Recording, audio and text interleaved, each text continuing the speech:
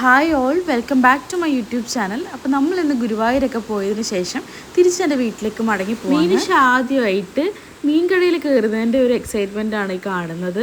നമ്മൾ ഇന്നത്തെ വ്ലോഗിൽ കാണാൻ പോകുന്നത് നമ്മുടെ ഒരു നൈറ്റ് കുക്കിംഗ് വ്ലോഗാണ്. ഞങ്ങളുടെ കോലം കണ്ടാലും പേടിക്കേണ്ട, ഞങ്ങൾ വീട്ടിലാണ്. ഇന്നലെ മീനിഷേൻ്റെ വീട്ടിലായിരുന്നു. തിരിച്ചു വന്നപ്പോൾ മീനിഷയും കൊണ്ടുവന്നു.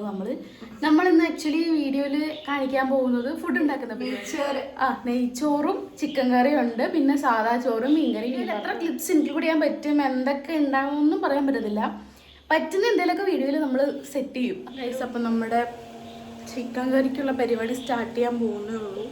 മീൻ കറി തിളച്ചോണ്ടിരിക്കുന്നുണ്ട്. ഇനി തേങ്ങ അരച്ചതുകൂടി ഒഴിക്കണം. നെയ്ച്ചോറ് ഓൾറെഡി അമ്മണി റെഡിയാക്കി. ഇനി ചിക്കൻ കറി വെക്കണം.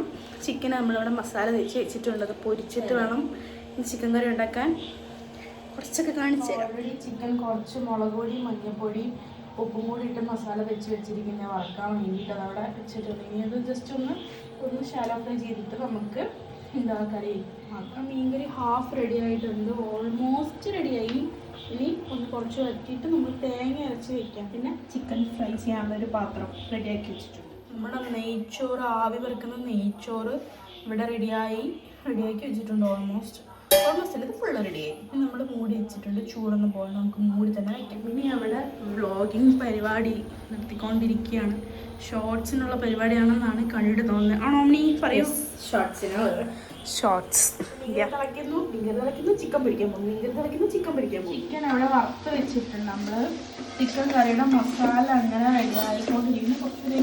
കുറച്ച് പൊടി ഇട്ടിട്ട് ചിക്കൻ കറി ഓൾമോസ്റ്റ് റെഡിയായിക്കൊണ്ടിരിക്കുകയാണ്. ചിക്കൻ കറി റെഡിയായി. അപ്പോൾ ഇത്രേ ഉള്ളൂ ഇന്നത്തെ കുട്ടി വ്ലോഗ്. ഇനി നമുക്ക് ഈ ഫുഡൊക്കെ കഴിക്കാം. എല്ലാവർക്കും വീഡിയോ ഇഷ്ടപ്പെട്ടു എന്ന് വിചാരിക്കുന്നു. ബൈ.